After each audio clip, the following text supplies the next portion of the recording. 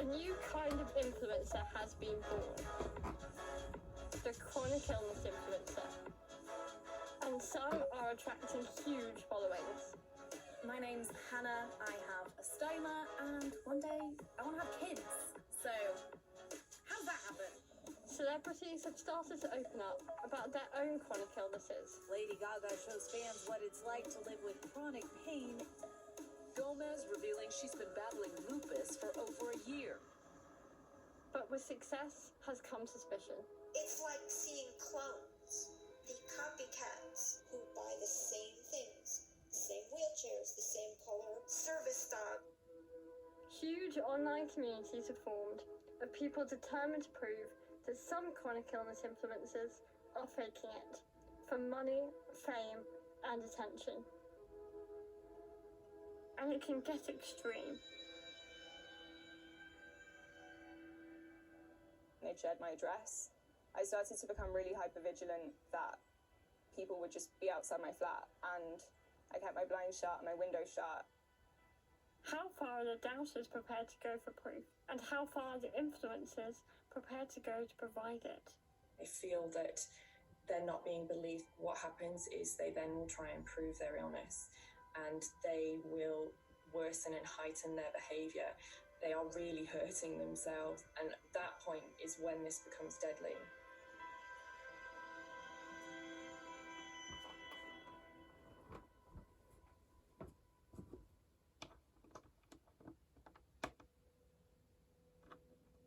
Back in February last year, a friend in the office sent me a link to a Reddit group.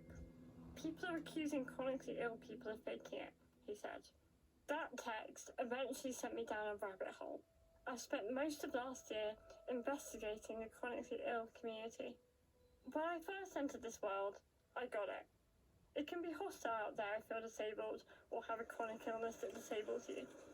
It often feels like you have to fit in with other people's idea of disability. Jess knows the feeling. Hi. Hi. Nice to meet you again. I'm just going to put the phone on the tripod. One sec. Would you call yourself an influencer? I guess it's the only way that I can really work and sort of network and generate people to have dialogues with, so yeah. Millions around the world live with chronic illness, and that figure is growing fast, especially among young women. Conditions like EDS, chronic fatigue syndrome, and now long COVID. Getting a diagnosis can take years.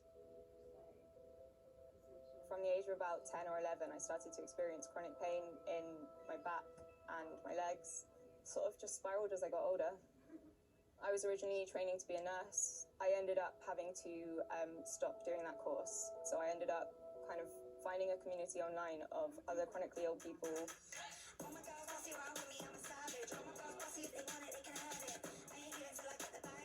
That was really, really comforting and helpful. In just a few years, the chronic illness community has swelled. The hashtag chronic illness now has almost 4 million posts on Instagram and over 1 billion views on TikTok.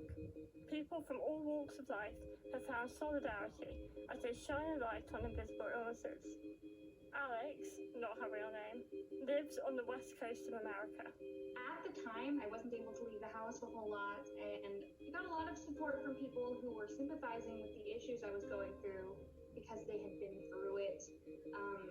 Suggestions on things to bring up to my doctor, comforting me, saying, hey, if you're not experiencing this, you're probably not dying, which at the time, at 18, not knowing what's going on with my body, I was pretty scared of. But as I started to get answers, there was this really weird culture of people who would try and list off kind of how much worse they were, and you get people who list every single diagnosis, or sometimes even their medications, or like people who compete with, look how high my heart rate got today, or how low my blood pressure got, which I used to do, annoyingly.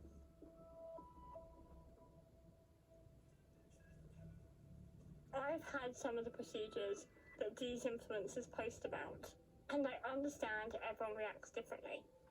But some things just don't add up. Influencers asking for multiple types of feeding tubes at once into stomachs that supposedly no longer work, and still eating normally.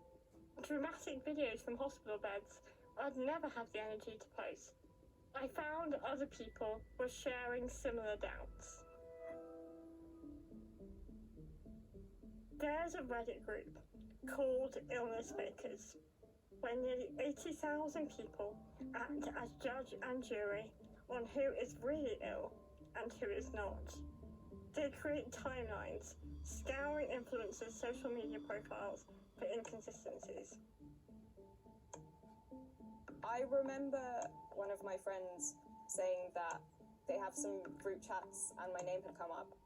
And I remember going on to try and find whatever had been said and seeing the absolute torrent of information that they were sharing and the thousands of people on there was mapping my family tree and looking way beyond just the things that they're claiming to seek out, which is illness faking, and you begin to question every single thing you've said.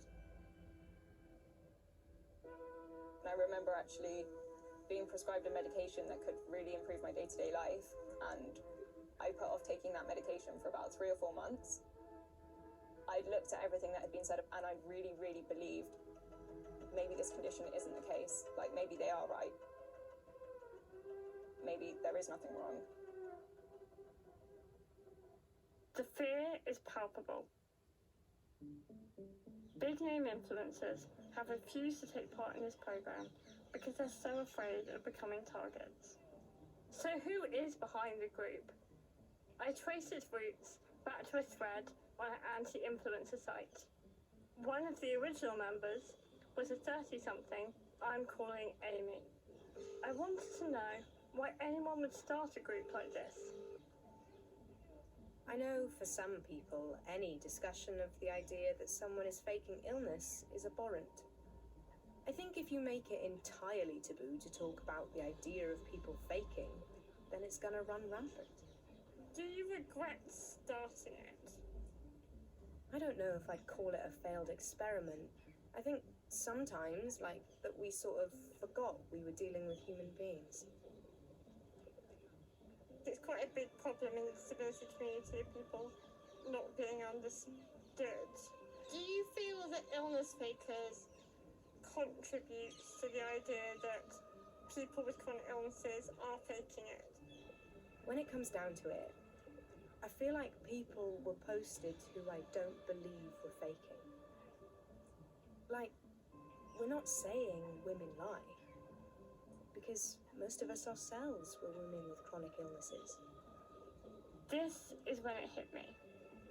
Things are getting so personal because for people like Amy, it is personal. As I investigated, I realized many of the accusers are chronically ill themselves.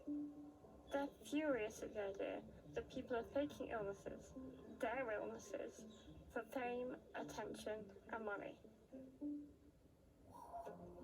Her struggle with terminal brain cancer won the sympathy of hundreds of thousands of followers on social media here and overseas, which she then parlayed into a nice little earner, a wellness app, a cookbook, and celebrity appearances. In 2015, wellness influencer Belle Gibson was outed as a faker, sparking outrage across the world. Do you take responsibility for driving any people away from conventional medicine in seeking treatment for their cancer? I accept that might have happened.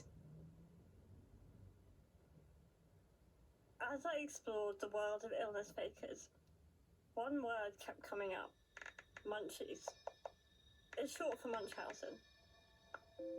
I needed to talk to leading expert Dr. Mark Feldman, who defined a new category of Munchausen syndrome. Well, Munchausen by internet is when a person goes online and either feigns or exaggerates symptoms of illness. And so how can you tell that someone has Munchausen by internet and isn't just genuinely sick? Some of them, the posers, are genuinely ill or at least have health concerns. That's often how it starts. Dr. Feldman has several telltale signs for Munchausen by internet on his website. Dramatic hospital stays, inconsistencies, and miraculous recoveries.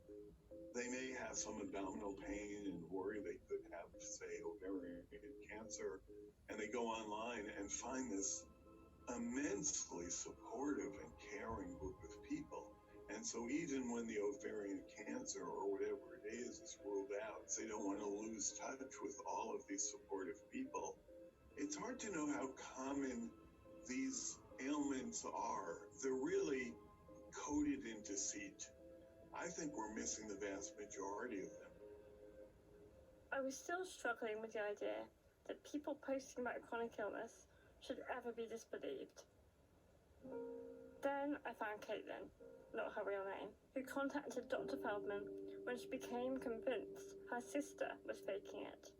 Growing up with my sister, she was always very much like the cool older sister that I wanted to be just like, but I do remember, every update or every discussion I had was about her illness and what treatment she was getting and what medication she was on.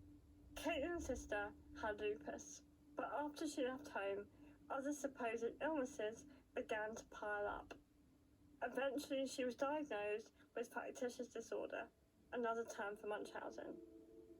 So she had received a double mastectomy. She convinced a doctor that she had a family history of breast cancer, and that she had a genetic predisposition to it.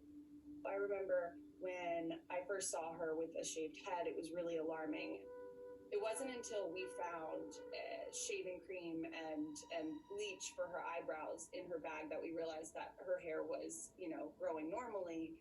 And similarly, there were instances where we saw, she would have these crazy bloody noses, but that was all corn syrup and food dye and things of that nature. We uncovered over time.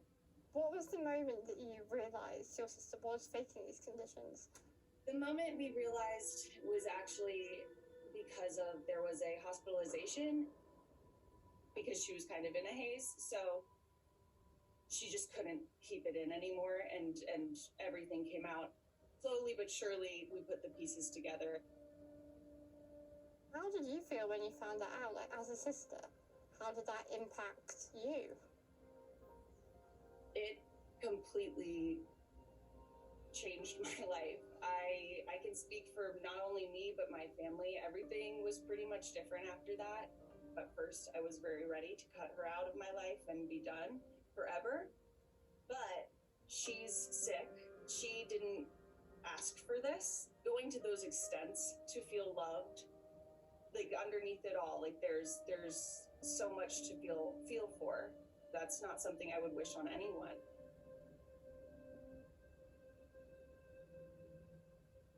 A small number of people do fake illnesses, but accusers are going to extreme lengths trying to extract confessions from them.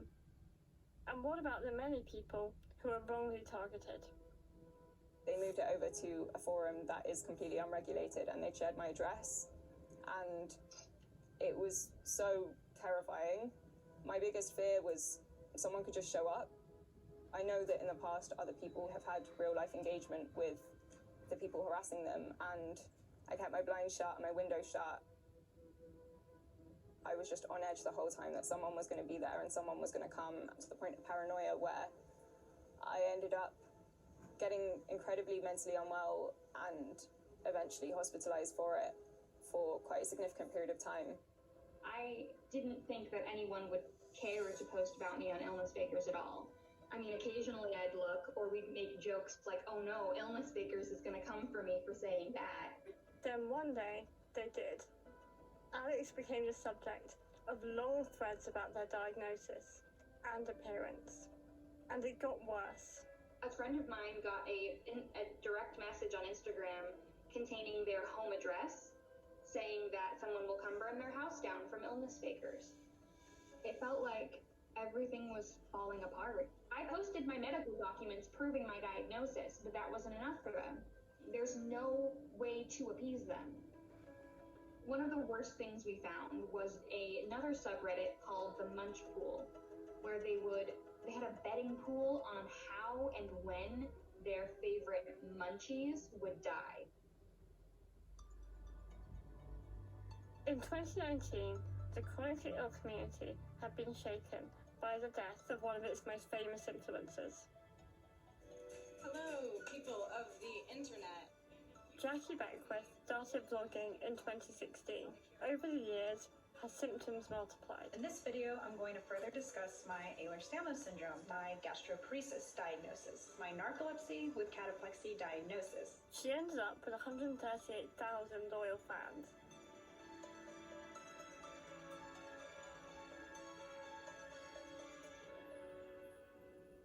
But as her fame grew, so did the doubts. She became a favourite subject of the illness fakers' investigators. Those who knew her are divided. Some tell me everything was true. Others say that while she was genuinely ill, they believe she faked medical dramas to boost her profile. Jackie's family reject these claims as baseless. I'll see you tomorrow.